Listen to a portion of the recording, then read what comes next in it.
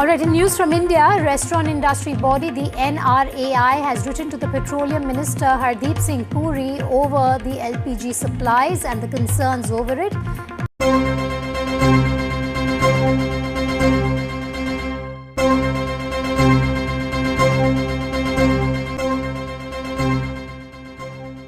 हफ्ते में सिर्फ 4 दिन दफातर खुलेंगे।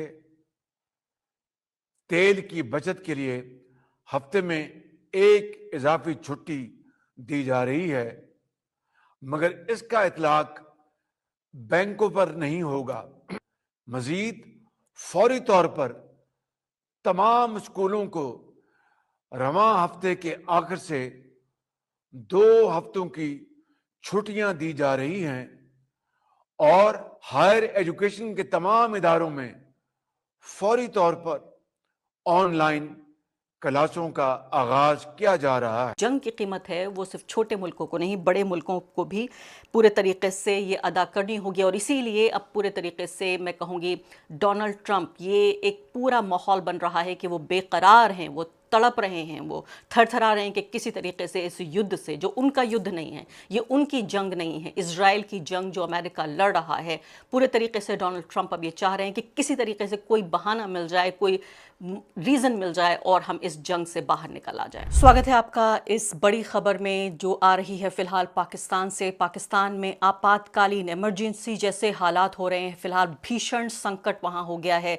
तेल का, गैस का, एनर्जी का। फिलहाल बड़ी खबर ये आ रही है कि जो इजराइल और ईरान का, अमेरिका की जो लड़ाई है, इससे पाकिस्तान में भयंकर ऊर्जा संकट पैदा हो गया है।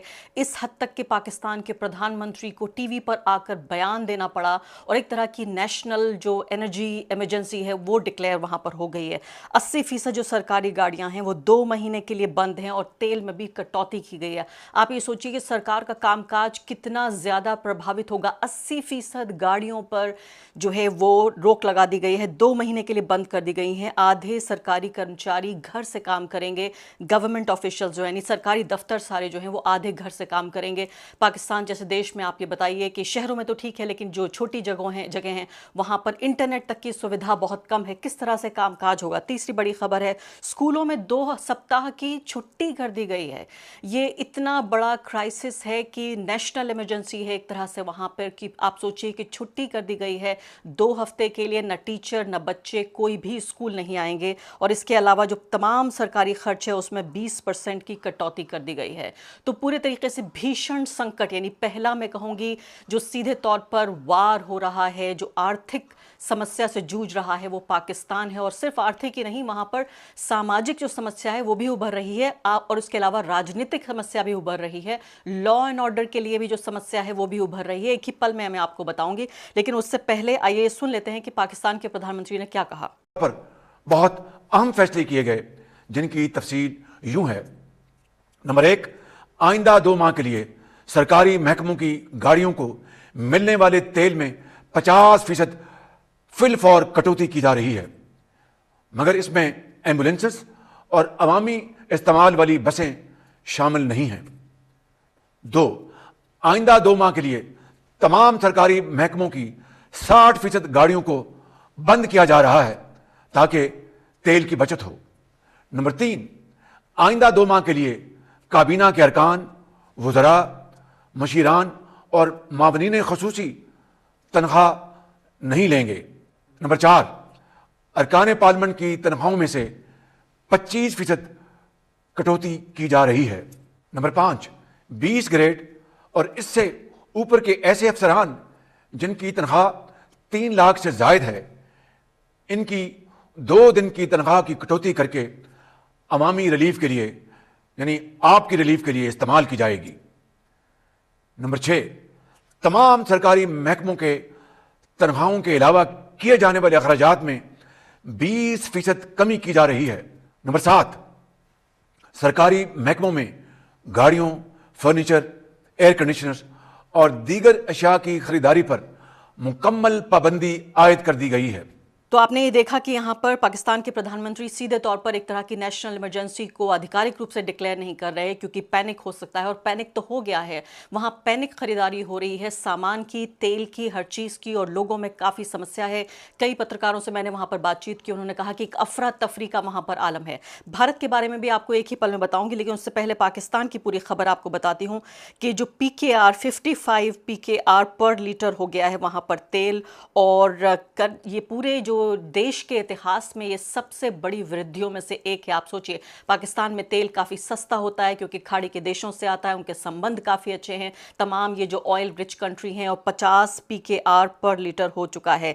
ये तमाम जो पश्चिम एशिया में संकट हो रहा है, खासकर जो स्ट्रेट ऑफ हॉर्मुज का जो संकट है, जिसमें मैंने आपको बताया था कि कैसे पूरी दुनिया का एक बड़ा हिस्सा तेल का वो वहीं से कंट्रोल होता है। भारत में भी 30% से ज़्यादा जो तेल है ये स्ट्रेट ऑफ हॉर्मुज से आता है। और इसके अलावा न सिर्फ कि तेल, बल्कि तेल की जो गुणवत्ता है, क्वालिटी ऑफ ऑयल जो है, वो ये समझ लीजिए कि आप सोने जैसी है ईरान में। बाकी खाड़ी के देशों में अगर मिला लें, बाकी वेनेजुएला का तेल मिला लें या रूस का तेल मिला लें, लेकिन जो ईरान है और ये पूरे खाड़ी देश हैं, इनमें सबसे ज़्यादा सोने जैसी क्वालिटी का ये पूरे तरीके से यानी तेल है। और इसके अलावा अमेरिका में भी भीषण संकट मंडरा रहा है, ये भी मैं आपको बताऊंगी। और ये भी आपको बताऊंगी एक बड़ी खबर इस वक्त की, वो ये कि तमाम अमेरिकी जानकार ये कह रहे हैं कि डोनाल्ड ट्रंप बुरे तरीके से तड़प रहे हैं और एक तरह से एग्जिट यानी कि इस जंग से बाहर जाने का कोई तरीका ढूंढ रहे हैं। मैं आपको एक ही पल में वो बताती हूँ, लेकिन इससे पहले आप ये सोचिए कि तमाम अलग अलग जगहों पर, कराची, लाहौर, इस्लामाबाद और बड़े बड़े शहरों में लंबी लाइनें यहाँ पर लगी हुई हैं, और तमाम तरह से लोगों में एक अफरा तफरी और फिक्र का माहौल पैदा हो गया क्योंकि ये जंग, अब ये सोचिए कि नए जो सुप्रीम लीडर आए हैं उसके बाद से ये जंग, ऐसा नहीं है कि ये जंग कोई ख़त्म होगी या कम होगी जब तक कि डोनाल्ड ट्रंप वाकई जंग के यानी इसी वक्त पे इस जंग को ख़त्म करने का ऐलान न कर दें। ईरान ने साफ तौर पे ये कह दिया है कि वो इस जंग को ख़त्म नहीं करेगा। साफ तौर पे ईरान ने ये कह दिया है कि ये उसकी जंग उसके ऊपर थोपी गई है और वो कोई बातचीत नहीं करेगा अमेरिका से। अभी सीधे तौर पर जो है वो भारी हाथ, ऊपरी हाथ जो नज़र आ रहा है वो ईरान का नज़र आ रहा है इसमें। तो तमाम तरह के जो प्राइसेस हैं यानी LPG के और गैस के और इसके अलावा तेल के, ये सब कुछ जो है वो ज़्यादा नज़र आ रहे हैं। इसके अलावा आप ये देख रहे हैं तमाम तरह से यहाँ पर एक तरह से मैं कहूँगी एक लॉ एंड ऑर्डर की स्थिति भी पाकिस्तान में पैदा हो रही है। इससे पहले भारत का जिक्र कर लेती हूँ। भारत में भी दिशा निर्देश जारी किए गए हैं। ईरान और इजराइल के युद्ध के मद्देनज़र दिशा निर्देश जारी किया गया है। पेट्रोलियम और प्राकृतिक गैस मंत्रालय के निर्देश पर जो तेल कंपनियां हैं उन्होंने गैस डिस्ट्रीब्यूटर्स को नया आदेश दिया है। क्या है ये आदेश? उन्होंने कहा है कमर्शियल गैस सिलेंडर सिर्फ अस्पताल और जो एजुकेशनल इंस्टीट्यूशंस हैं सिर्फ उनको दिए जाएंगे। ये एक ख़ास बात है, भारत ने इस बात का फैसला किया है। होटल्स और रेस्टोरेंट्स और बाकी जो कमर्शियल जो एक्टिविटीज़ हैं उनको फ़िलहाल कमर्शियल गैस नहीं मिलेगी। तो ये दिशा निर्देश भारत की सरकार की तरफ से जारी हुआ।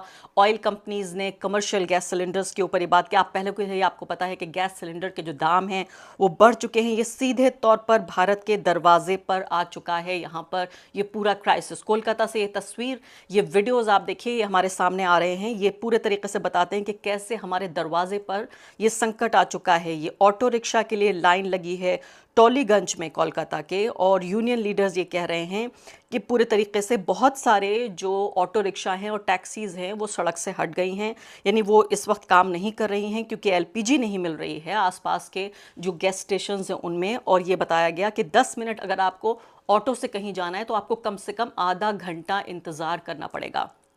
मैं उम्मीद ये करती हूँ कि भारत एक बड़ा देश है, मजबूत देश है, हमारी अर्थव्यवस्था दुनिया की सबसे बड़ी अर्थव्यवस्थाओं में से एक है।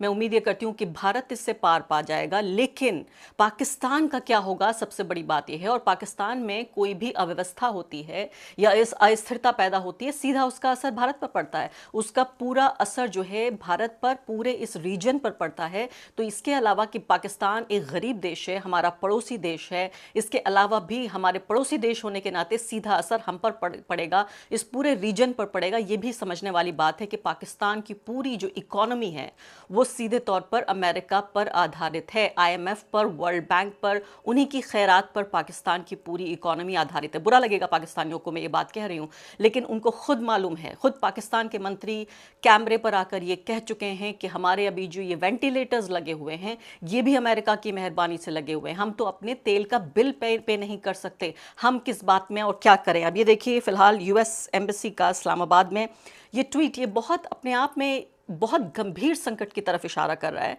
क्योंकि अयतुल्ला अली खामनेई की हत्या करके अमेरिका ने कितनी बड़ी गलती की है। शायद हो सकता है अब नहीं 10 साल बाद, 50 साल बाद उसको ये पता चले कि कितने नफरत का पूरा माहौल पूरी दुनिया में पैदा कर लिया है अमेरिका ने अपने लिए। आपकी स्क्रीन पर मैं दिखाना चाहती हूँ आपको US attention US citizen security alert, अपने जो नागरिक हैं यूनाइटेड स्टेट्स में, पाकिस्तान में यूनाइटेड स्टेट्स के, उनके लिए ये जारी किया। उन्होंने कहा है कि यूएस एम्बेसी इस्लामाबाद और यानी कि कॉन्सुलेट जनरल जो है लाहौर में, कराची में, पेशावर में, ये तमाम जो हैं बड़े बड़े रिलीजियस प्रोसेशंस यानी कि अब जुलूस तैयार हो रहे हैं। आप सोचिए रमज़ान का महीना, सबसे बड़े दुनिया के शिया लीडर की इस तरह से सरेआम कत्लेआम कर देना, उन्हीं के घर पर जाकर उनके पूरे परिवार को तबाह कर देना, मिटा देना उनके पूरे परिवार को।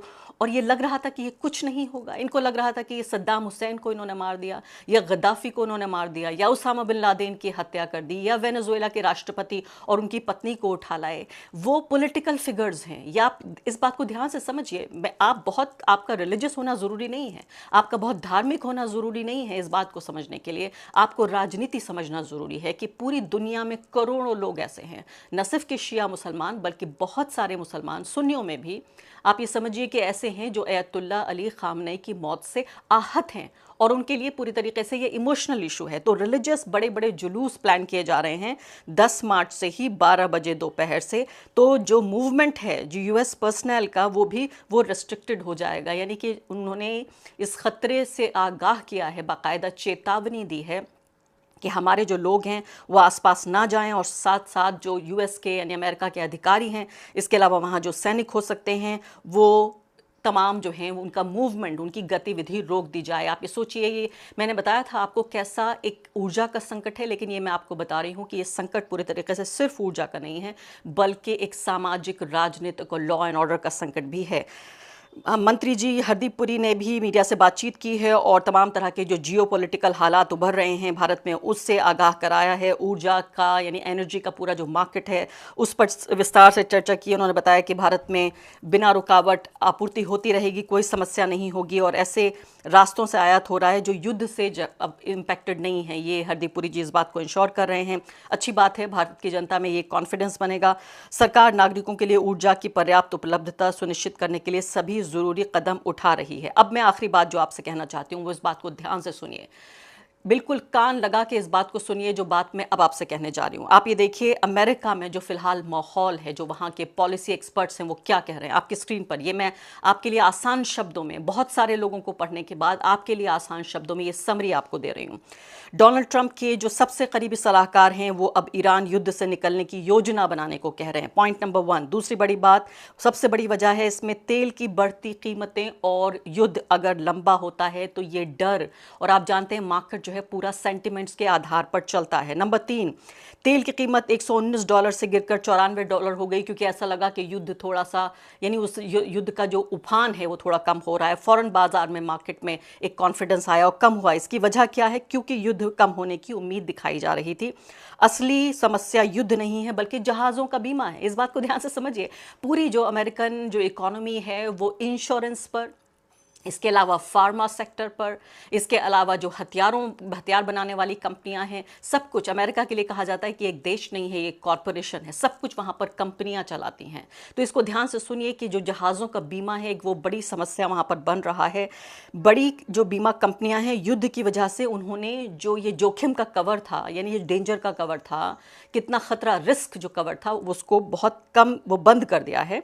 इसके अलावा बीमा वापस शुरू नहीं होगा। तेल की सप्लाई पूरी तरीके से सामान्य जब तक नहीं हो जाती। इनका कनेक्शन दोनों का आपस में समझने की कोशिश कीजिए। ट्वीट भी मैं आपको दिखा रही हूँ और इसको आसान शब्दों में आप तक लेकर भी आने की कोशिश कर रही हूँ। युद्ध समाप्त होने पर तेल बाजार जल्दी सामान्य नहीं होगा, उसमें भी कुछ हफ्ते या कुछ महीने का समय लग सकता है। तो जो ये पूरे युद्ध का जो पागलपन है, ये जंग का पागलपन, एक तरह की फ्रेंजी, एक तरह का मैं कहूँगी जुनून, चाहे सरकार हो या उनके प्यादे हों या वो लोग जो जंग को पसंद करते हैं, उनके अंदर पैदा कर सकते करता है, लेकिन जो जंग की कीमत है वो सिर्फ छोटे मुल्कों को नहीं, बड़े मुल्कों को भी पूरे तरीके से ये अदा करनी होगी। और इसीलिए अब पूरे तरीके से मैं कहूँगी डोनाल्ड ट्रंप, ये एक पूरा माहौल बन रहा है कि वो बेकरार हैं, वो तड़प रहे हैं, वो थरथरा रहे हैं कि किसी तरीके से इस युद्ध से, जो उनका युद्ध नहीं है, ये उनकी जंग नहीं है, इजराइल की जंग जो अमेरिका लड़ रहा है, पूरे तरीके से डोनाल्ड ट्रंप अब ये चाह रहे हैं कि किसी तरीके से कोई बहाना मिल जाए, कोई रीज़न मिल जाए और हम इस जंग से बाहर निकल आ जाएं।